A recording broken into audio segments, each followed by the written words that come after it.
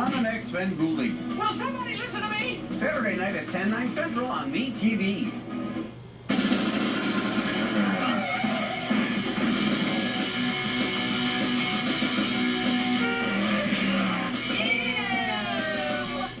Boris Karloff endured long makeup sessions to achieve his flat-topped character look.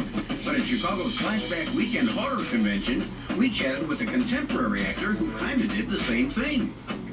Real happy to be here with William Forsythe. William, it's a pleasure for me to meet you. An absolute pleasure back, sir. Well, that's cool. You know, I go back a while. Always loved the Dick Tracy movie where you played Flat Top. Oh, yeah. Oh, yeah. I just was talking to Robert Englund about his makeup stuff. How tough was that makeup for you? Well, we were looking at a 4-hour, actually, here it is. This is halfway stage. It was 4 hours to put the makeup on originally. You know, it was pretty grueling because, I mean, I ended up doing the movie 6 months, and I worked almost every day.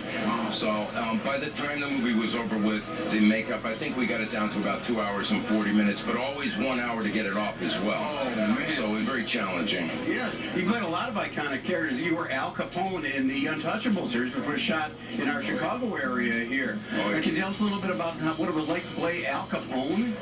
Well, you know, I had a great time playing Al. I was able, at the time we did it in 1992, I had a few connections to be able to meet some very interesting people, a lot of people who knew Al, and every single one of them told me they liked him.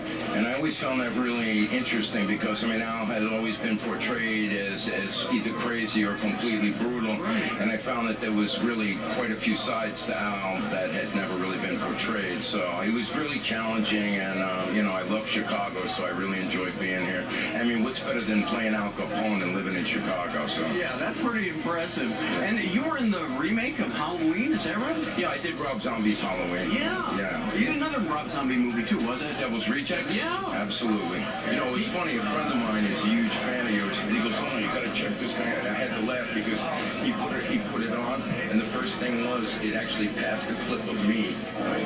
What is up today, fellas? And he goes, That's right. my new hero. Yeah. You stay busy, which is always great. A workaholic, buddy. That's great. It's a pleasure to meet you. Thank you so much. Thank you, brother. Nice to see you. Thank you. Well, I hope you enjoyed seeing Karloff in his very first appearance as the Frankenstein monster. And as you know, we do have many of the other Universal films featuring the most famous monster in movie history in our library.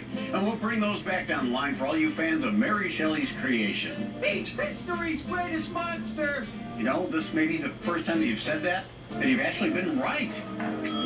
And now we move on to Final Jeopardy. Today's category is...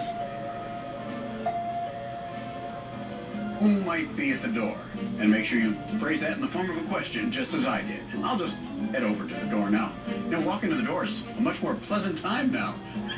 Now that I can actually walk to a real door, because you know me. Let's see who's here, shall we? I'd like to find Mr. Gooly, Yes. I saw what you were doing during this movie. What? Making fun of great scientific achievement. No. You must not ridicule the advancements of science. Ooh. Look how much good they have done for the common man in so many ways. For example, a factory worker named Brucey had a terrible problem waking up in the morning. Okay. And he was always late for work.